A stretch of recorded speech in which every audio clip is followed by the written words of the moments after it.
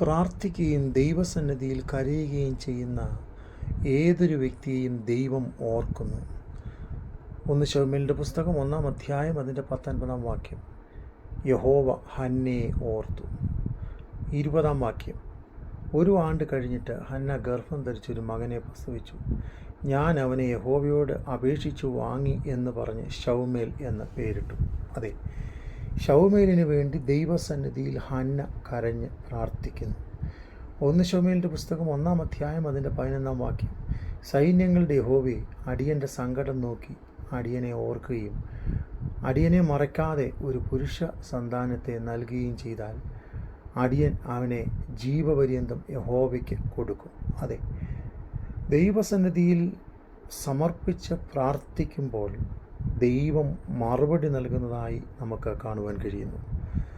കർത്താവ് നമ്മളുടെ പ്രാർത്ഥന ഒരിക്കലും മറന്നു കളയുകയില്ല. താൻ നമ്മെ എപ്പോഴും ഓർക്കുന്നു.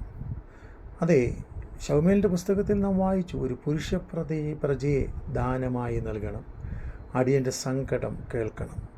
ദൈവം ഹന്നയുടെ സങ്കടം കേട്ടു അവൾക്ക് മറുപടി അയച്ചതായി നമുക്ക് കാണുവാൻ കഴിയും. അതെ, പിന്നെയും നമുക്ക് കാണുവാൻ കഴിയുന്നത് 1 ദിനവൃത്താന്തങ്ങളുടെ പുസ്തകം 4-ാം അധ്യായം അതിൻ്റെ 10-ാം വാക്യം. യബ്ബേസ് വളരെ സാധുവായ ഒരു മനുഷ്യനായിരുന്നു. എങ്കിലും യബ്ബേസിൻ്റെ പ്രാർത്ഥനയെ കർത്താവ് കേട്ടു, അവനോട് മനസ്സലിഞ്ഞു.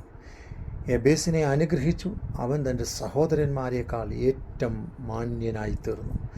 അതെ, ഏതൊക്കെ വിധിയെഴുത്തുകൾ അല്ല, ഏതൊക്കെ പ്രശ്നങ്ങൾ അല്ല, ഏതൊക്കെ സങ്കീർണതകൾ നമ്മളുടെ മുമ്പിൽ ഉണ്ടെന്നു വന്നാലും പ്രാർത്ഥിക്കുന്ന ഒരു ദൈവപൈതലിന് വേണ്ടി രേഖകളെ മാറ്റി എഴുതുന്ന ഒരു സർവശക്തനാകുന്ന ദൈവമുണ്ട്. യബ്ബേസ് ദൈവസന്നിധിയിൽ പ്രാർത്ഥിച്ചു. ദൈവം അവൻ്റെ പ്രാർത്ഥന കേട്ടു. പ്രാർത്ഥനകൾക്ക് മറുപടി നൽകി യബ്ബേസിനെ അവൻ്റെ സഹോദരന്മാരെക്കാൾ ഏറ്റവും മാന്യനാക്കി തീർത്തു. അതെ, നമ്മുടെ ജീവിത സാഹചര്യങ്ങളിൽ ദൈവം ഒരുക്കി തരുന്ന വഴികളിൽ എന്തൊക്കെ സാഹചര്യങ്ങൾ നമുക്ക് പ്രതികൂലമായിരുന്നാലും ആരൊക്കെ നമ്മെ എതിർത്താലും മറക്കേണ്ട, പ്രാർത്ഥിക്കാൻ നാം തയ്യാറാകുമെങ്കിൽ, കണ്ണീരൊഴുക്കുവാൻ ദൈവസന്നിധിയിൽ തയ്യാറാകുമെങ്കിൽ, രേഖകളെ മാറ്റി എഴുതി കഷ്ടങ്ങളെ മാറ്റിയിട്ട് അനുഗ്രഹത്തെ നൽകിത്തരുവാൻ സർവശക്തനാകുന്ന ദൈവത്തിന് കഴിയും എന്ന് നാം മറന്നു പോകരുത്.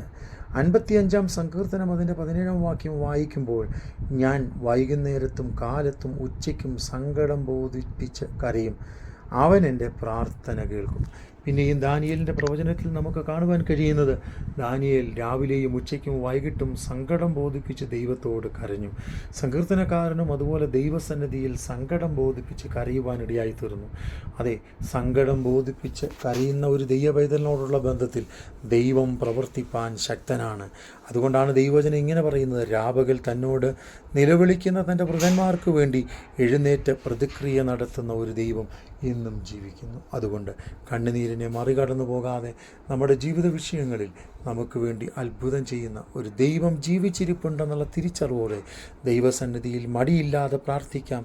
കർത്താവ് നമ്മുടെ പ്രാർത്ഥനകൾക്ക് മറുപടി തന്ന് നമ്മെ അനുഗ്രഹിക്കുക തന്നെ ചെയ്യും.